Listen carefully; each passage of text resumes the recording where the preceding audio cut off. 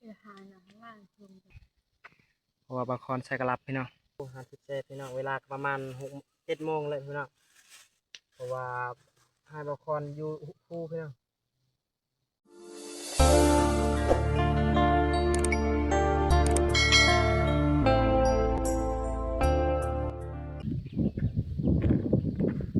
เอากลับทักทายสบายดีเนาะว่า FC พังลาวและพังไทยและต่างประเทศนะเนาะ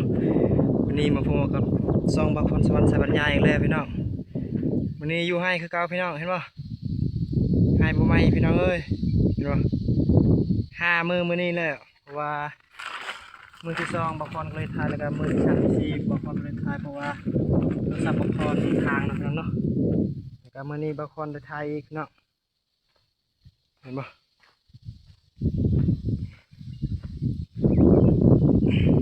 ให้2 คนทำงานกับภรรยาพี่น้องเห็นป่ะกับภรรยาพี่น้องเอ้ยให้บ่ใหม่พี่น้องนะเดี๋ยวหาไปกินข้าวเช้าพี่น้องอาหารก็คือเมนูนูเนาะนูเห็นป่ะนูนี่เห็นป่ะนูวายพี่น้องนี่ยิงนูเนาะนูวายพี่น้องเห็นป่ะอาหารธรรมชาติพี่น้องเพราะว่าบางคนใส่กระลับพี่น้อง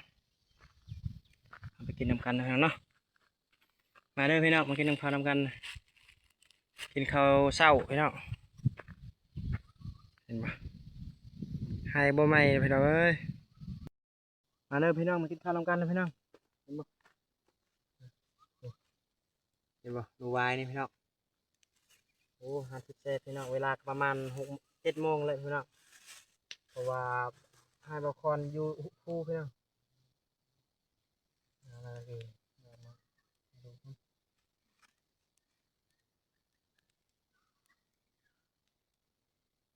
ล้วก็มีปลาน้อยปลาซีพี่น้องเห็นป่ะปลาซีมากินข้าวกันนะฮะเฮ้ยเดี๋ยวมาลงมากันหนึ่งเด้อกินข้าวกันเด้ออีพี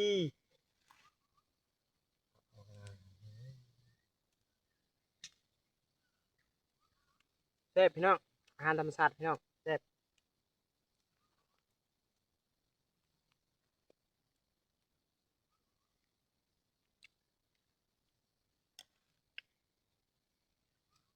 เอาความใส่กระลับพี่น้อง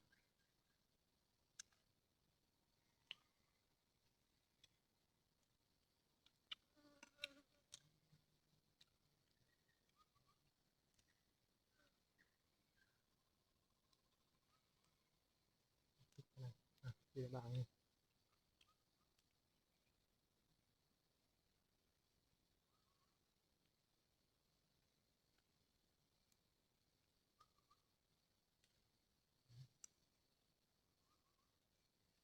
หวานครับ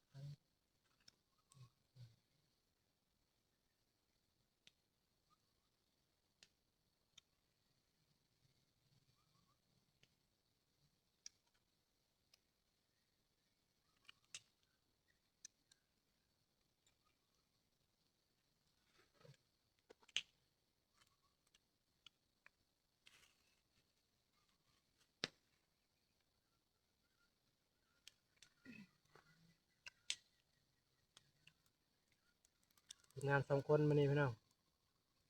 ว่าเฮือนบางคนเนาะประมาณ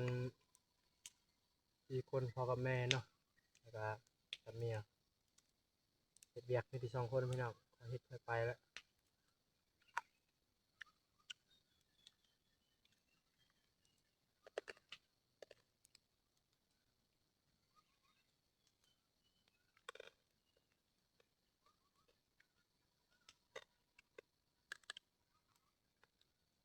ไม่ไปอ่ะเป็นตัวเลิกครับเพื่อนกันแต่ในการลงทาที่จะเก็บโอ้ไม่ได้เช่นเลยเราไปช่วยละอันนี้หรอแต่เมื่อบุกมีตัวตาดีร่างนะไปเจอครับพี่เอ้ย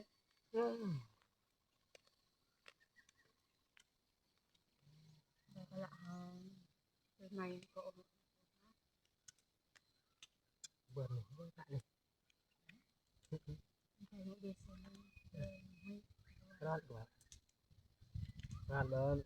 เอาตะปูนไปแต่เนาะมาดู หาหนังว่างชมจังไงเบิ่งฮะ ถ่ายมือมาถ่าย น้ำน้อยจ้ะ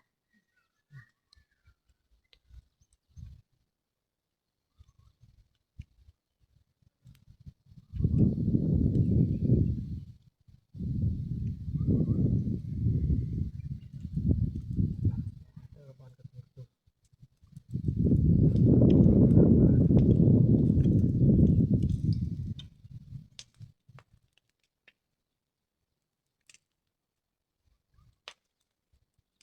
อยู่ให้พี่น้องเอ้ยเห็นบ่บรรยากาศเย็นๆมาเนี่ยเพราะว่าวันซืนมีฝนตกพี่น้องตกเธอเดียวเลยได้เดือนสี่มาเนาะเพราะฉะนั้นเนาะเป็นหลังสงกรานต์มาเธอเดียววันซืนเลยตก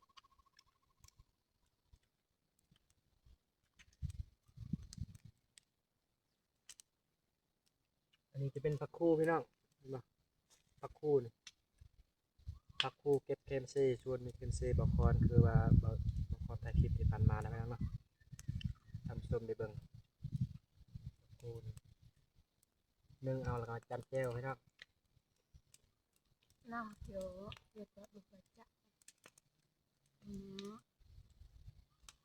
พูดอะไรนะครับลูกจับจ้ะระวังสิโยเว้ย อะไร อ๋อก็กระไรเอ้ยขับรถลูกเกินระวังมอยอยากอยู่ตรงนั้นใช่ไหมจ้ะ เอ๊ะอันหัวโบสกี้ เออจ้ะอะไรเป็นยุ่งยุ่งจ้ะหัวโบ ต้องดีจะเที่ยวดีใจเที่ยว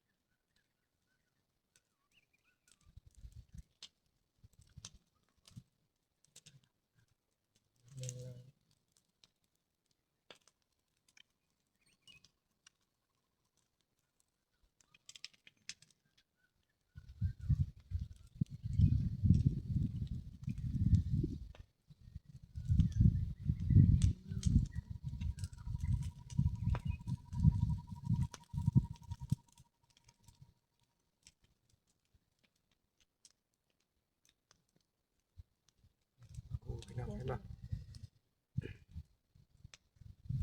กูพี่น้องเอ้ย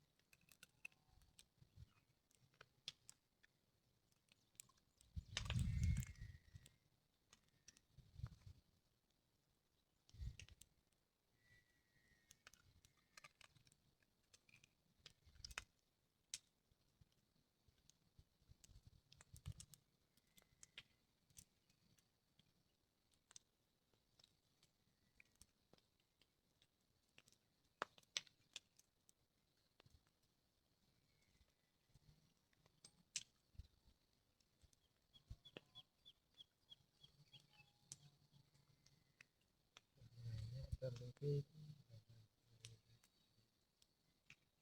ด่างตา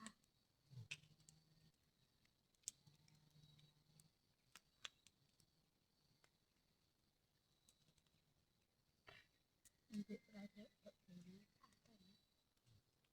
อะไรจะอมนะค่าเก đi được con bắp à thì ục người ta mà trên nó ục nó lông nó ăn cơ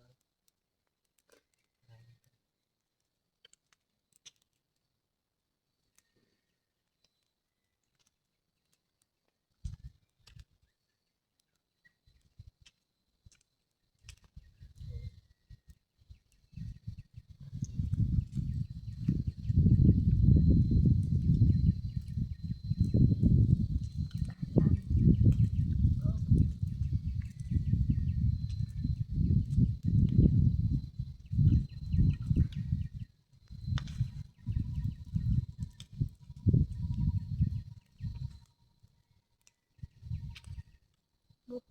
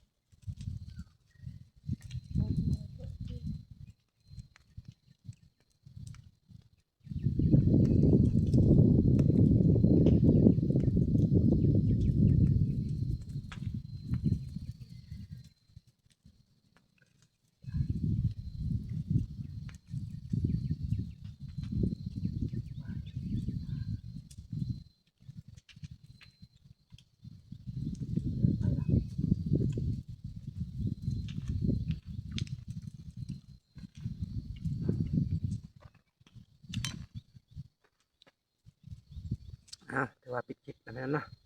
สำหรับปิดคลิปพี่น้องเดี๋ยวอย่าลืมกดไลค์กดแชร์พี่น้องเนาะเพื่อเป็นกำลังใจให้คลิปต่อไปพี่น้องบ๊ายบาย